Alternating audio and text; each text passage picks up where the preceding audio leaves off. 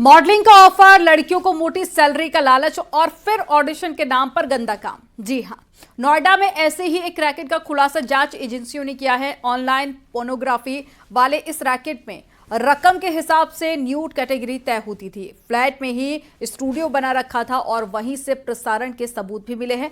आपको एक special report दिखाते हैं।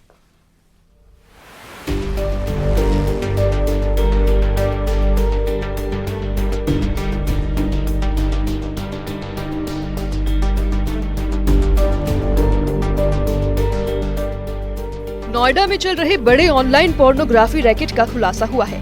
पिछले 5 साल से एक पति पत्नी मिलकर ये रैकेट चला रहे थे। मुख्य आरोपी पहले रशिया में एक ऐसे ही सिंडिकेट का हिस्सा था और भारत आकर अपनी पत्नी के साथ इस पोर्नोग्राफी रैकेट को सोशल मीडिया प्लेटफॉर्म के जरिए चला रहा था। सूत्रों के मुताबिक आरोपी ने सोशल मीडिया प्लेटफॉर्म पर एक पेज बनाया था जिसमें मॉडलिंग के ऑफर दिए जाते थे और लड़कियों को मोटी सैलरी का लालच दिया जाता था। दिल्ली एनसीआर की कई लड़कियां मॉडल्स जब नोएडा के फ्लैट पर ऑडिशन देने पहुंचते तो आरोपी की पत्नी उन्हें इस पोर्न रैकेट का हिस्सा बनने का प्रस्ताव देती थी। बता दें, पति पत्नी मिलकर ये पोर्न साइट चला रहे थे और इस दौरान अपने घर पे ही स्टूडियो बना रखा था और मॉडलों को लालच दिया करते थे मोटे पैसे कमाने का और इस दौरान उनसे शूट कराया करते थे और ये कंटेंट वेबसाइट पे अपलोड किया करते थे। आपको बता दें कि मिली जानकारी के मुताबिक करीब 15 करोड़ रुपए से ज़्यादा का ट्रांजैक्शन मिला है जो विदेशी फंड आया है और ऐसे में ईडी ने छापेमारी की और छापेमारी के दौरान पति पत्नी के साथ ही 3 मॉडल्स भी मिले थे जिनके बयान दर्ज किए गए हैं। लड़कियों को 1 से 2 लाख रुपए महीने कमाने का लालच दिया जाता था। कई लड़कियां पैसे के लालच में आकर इस रैकेट का हिस्सा बन जाती थी।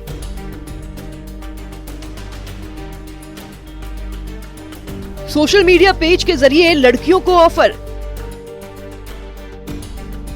मॉडलिंग का ऑफर, पोर्नोग्राफी का काम, मोटी सैलरी के नाम पर लड़कियों को धोखा, फ्लैट में ऑनलाइन स्टूडियो, पोर्न कंटेंट का प्रसारण, half face show, full face show, nude category बनाई, हर कैटेगरी के हिसाब से ग्राहक से रकम की मांग।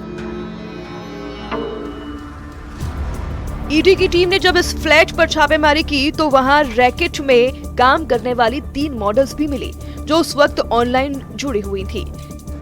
वहां एक प्रोफेशनल वेबकैम स्टूडियो भी मिला। फ्लैट के ऊपरी हिस्से को एक हाईटेक सेटअप में बदला गया था जहां से ऑनलाइन कंटेंट प्रसारित किया जाता था। कमाई का 75% हिस्सा पति पत्नी के पास जाता था जबकि 25% बाकी का हिस्सा लड़कियों को दिया जाता था। ऑनलाइन पोर्नोग्राफी रैकेट चलाने वाले लोगों के पास क्रिप्टो करेंसी के जरिए पैसा जाता था। उसके बाद ये पैसा रैकेट चलाने वाले कपल के पास आता था।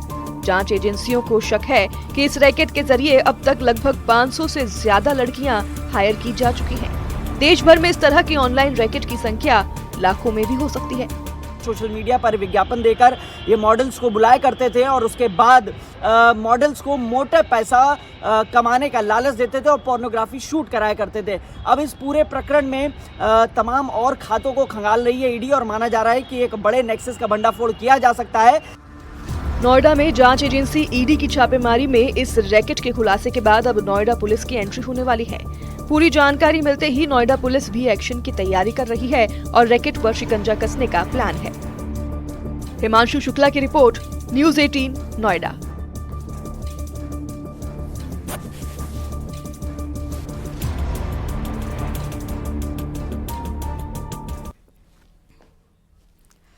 सोनीपत में पुलिस आयुक्त कार्यालय से कुछ ही दूरी पर वर्ल्ड यूनिवर्सिटी ऑफ डिजाइन के पार्क में अवैध रूप से अफीम के पौधे उगाए जाने का मामला सामने आया और पुलिस ने माली को गिरफ्तार किया और मामले की जांच पड़ताल शुरू कर दी है। आपको रिपोर्ट दिखाते हैं।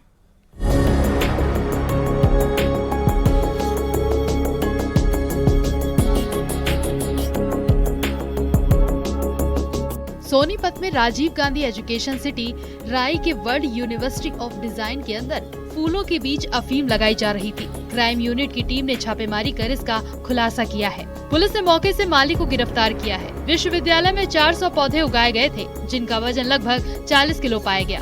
पुलिस आरोपी को रिमांड पर लेकर पूछताछ करेगी। आपको बता दें कि एक दिन पहले रोहतक यूनिवर्सिटी में भी अफीम के पौधे लगाए जाने का मामला सामने आया था। वहाँ पे जैसे फूल वगैरह की उसमें एक अफीम के पौधे भी उगाए जा रहे थे। ये अफीम के पौधे करीबन 400 पौधे थे और उनका वज़न जब हमने किया तो 39 प्लस कुछ वेट आया कि तो उनको जो ना ये अफीम बनती है, इनसे अफीम और चूरा पोस्त ये बनता है। तो उसमें हमने एक अक्यूज को जो ना राउंड अप किया है और ये अक्यूज है संतलाल पुत्र श्री दयाराम। इसको अभी राउंड अप किया है। ये माली का काम करता था। हरियाणा सरकार नशे पर लगाम लगाने की कवायद कर रही है, लेकिन अब हरियाणा में नशा स्कूल और यूनिवर्सिटी तक पहुंच चुका है। वर्ल्ड यूनिवर्सिटी ऑफ डिजाइन में पुलिस करीब 400 पौधे अफीम के मिले हैं और जिनमें से अफीम भी निकाली गई है। माली संतलाल से पुलिस की टीम पूछताछ कर रही है। उसने ये खेती किसके कहने पर की, बीज कहां से लेकर आया था। कुछ समय पहले इसी एजुकेशन सिटी में एक यूनिवर्सिटी के छात्र ने इलाके में नशे के कारोबार के गंभीर आरोप लगाए थे। पुलिस ने आरोपी संतलाल के खिलाफ मुकदमा दर्ज कर लिया है। नशे के प्रति सरकार बार बार जागरूक कर रही है और हमने भी नशे के प्रति तकरीबन 200 गांव और कम से कम 100 वार्ड को बिल्कुल नशा मुक्त फ्री किया है। हाँ, अगर यूनिवर्सिटी का भी कोई किसी बड़े अधिकारी का भी किसी का भी हाथ हो, उसको बिल्कुल नहीं बख्शा जाएगा। जिस माली को इस मामले में अरेस्ट किया गया है वो 9 साल से यहाँ नौकरी कर रहा था। बरामद किए गए पौधे 1.5 से 2 माह पहले उगाए गए थे। उन पर डोडा आया है और कट के निशान मिले हैं। पुलिस हर पहलू पर जांच कर रही है और यूनिवर्सिटी प्रशासन से भी पूछताछ की तैयारी कर रही है। नितिन आंतिल, न्यूज़ 18 सोनीपत।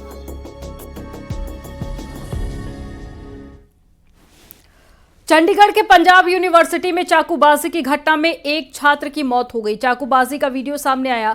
वीडियो में कुछ लोग एक युवक पर चाकू से ताबड़तोड़ वार करते हुए दिखाई दिए। जानकारी के मुताबिक यूनिवर्सिटी में हरियाणवी सिंगर का लाइव शो चल रहा था और इसी दौरान 2 गुट आपस में भिड़ गए और बात चाकूबाजी तक पहुंच गई, जिससे आदित्य ठाकुर नाम के एक छात्र की मौत हो गई है, जो 22 साल का बताया जा रहा है।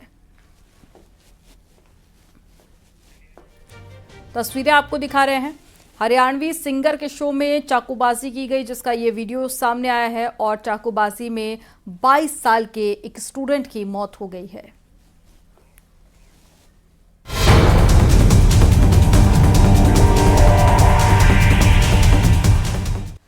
कहीं आप धन वर्षा के लालच में अपने परिवार की बेटी या महिला की अस्मत को दांव पर तो नहीं लगा रहे। चंद दिनों में करोड़पति बनने का सपना आपका सब कुछ छीन सकता है और संभल पुलिस ने ऐसे ही एक गिरोह का खुलासा किया है, जो तंत्र मंत्र के नाम पर अच्छे घरों की बेटियां और साथ ही महिलाओं को निशाना बनाता था, लालच देकर उनको फंसाता था और फिर उनका शारीरिक शोषण भी करता था। पुलिस ने 3 तांत्रिक समेत गैंग के 14 लोगों को गिरफ्तार कर लिया और इनके कब्जे से महिलाओं के कई आपत्तिजनक फोटो, वीडियो और प्रतिबंधित वन्य जीव भी मिले हैं। आपको एक रिपोर्ट दिखाते हैं।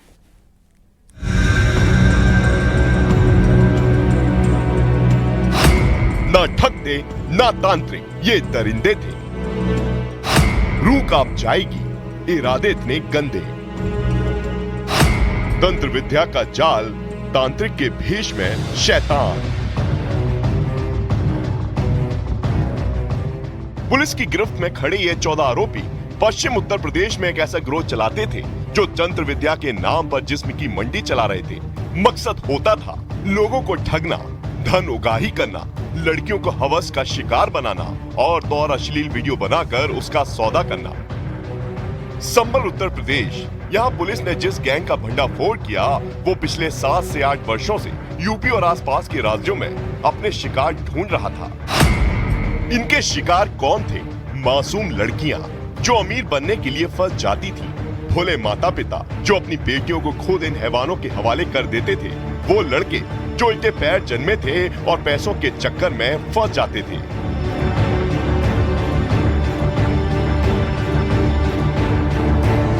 पकड़े गए 14 आरोपियों में 3 खुद को गुरु बताते थे, लेकिन ये कोई गुरु नहीं थे, कोई बाबा नहीं थे, कोई तांत्रिक नहीं थे।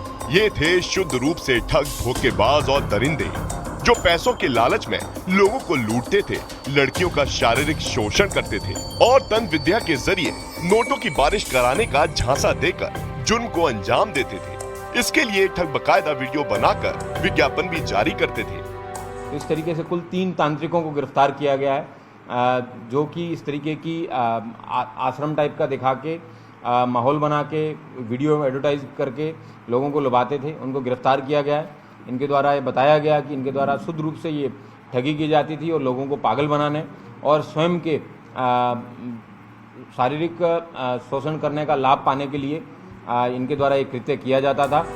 पुलिस के इस गिरोह तक पहुंचने की कहानी भी दिलचस्प है। पुलिस के मुताबिक रामपाल नाम के एक व्यक्ति की मां को इस गिरोह ने झांसे में फंसाया और तंत्र विद्या के झांसे में फंसकर जब वो गिरोह के पास पहुंची तो उनके मुंह पर कपड़ा बांध दिया। वो चिल्लाने लगी तो आरोपी फरार हो गए। वहां से वो भाग निकली और अपने बेटे के साथ संबल पुलिस तक पहुंची। पुलिस ने जांच शुरू की तो इस गिरोह का पर्दाफाश हुआ, जो बेहद सनसनीखेज तरीके से तंत्र विद्या के नाम पर नोटों की बारिश कराने का लालच देकर लोगों से ठगी करता था और लड़कियों और महिलाओं का शारीरिक शोषण भी करता था।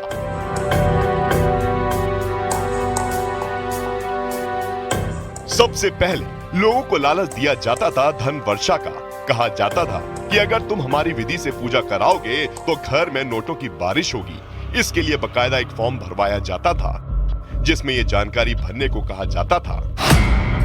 नाम, पता, उम्र, गोत्र, लंबाई, वजन, मासिक धर्म की तारीख, शादीशुदा या कुंवारी, किसी ने छुआ या नहीं, शरीर पर तिल है या नहीं, टैटू है कि नहीं। इस तरह के फॉर्म भरने के बाद बड़े शातिराना तरीके से लड़कियों को फंसाया जाता था, उनका शोषण किया जाता था। इतना ही नहीं, उन्होंने अपने गैंग को ऑपरेट करने के लिए सीक्रेट कोड भी बना रखे थे।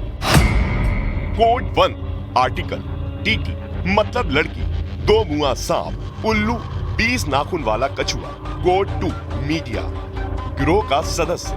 कोड 3 कारीगर, तांत्रिक। पुलिस ने पहले 4 आरोपी लाखन, रिंकू, अजय सिंह और दुर्जन को हिरासत में लिया। इनसे पूछताछ हुई तो पूरी गैंग की पोल खुल गई। 3 नकली तांत्रिक और बाकी उनके मददगार जो लड़के लड़कियों की सप्लाई करते थे। सर मैं उल्टी पैर पे लड़का बुलाता हूँ, वो उसे चादर डाल के बनाता हूँ, कुछ पैसे मिल जाते हैं, 1500 रुपये वो ले लेता हूँ। बस यही काम है बनाने का। टोटल पैसा मिल जाता है, ये पैसे के लिए करता हूँ मैं 1500 रुपये के लिए। बस यही तंत्र मंत्र करते हैं सब, बच्चा अच्छा पैदावारी करने का, ये झूठा वैसे ही ड्रामा करते हैं सब, ठगने के लिए पब्लिक को। बस ऐसे ही सब करते हैं सब, होता ज़्यादा कुछ नहीं साहब। 1500, 200, 100, बस ये करते साहब। ये गिरोह दावा करता था कि एक विशेष दिन, विशेष विधि और 20 नाखून वाला कछुआ, 2 मुंह वाला सांप, खास किस्म का उल्लू, पुराने सिक्के और नव युवक युवतियां लेकर आओ तो होगी धन वर्षा। खास तौर पर इनका नेटवर्क उत्तर प्रदेश के एटा, आगरा, फिरोजाबाद में था और इन्हीं इलाकों में ऑपरेट करते थे। दर्जनों की संख्या में लड़कियों का यह गिरोह शोषण कर चुका है, लेकिन पुलिस को एक लड़की ने बयान दर्ज कराया है। हालांकि पुलिस कोशिश कर रही है कि बाकी लड़कियों से भी बात कर सके और उनका बयान दर्ज कर सके। पुलिस को आरोपियों के मोबाइल से कई वीडियो और ऑडियो क्लिप मिली हैं, जिनके जरिए ये पता लगाने की कोशिश की जा रही है कि इस गिरोह के तार कहां तक जुड़े हैं।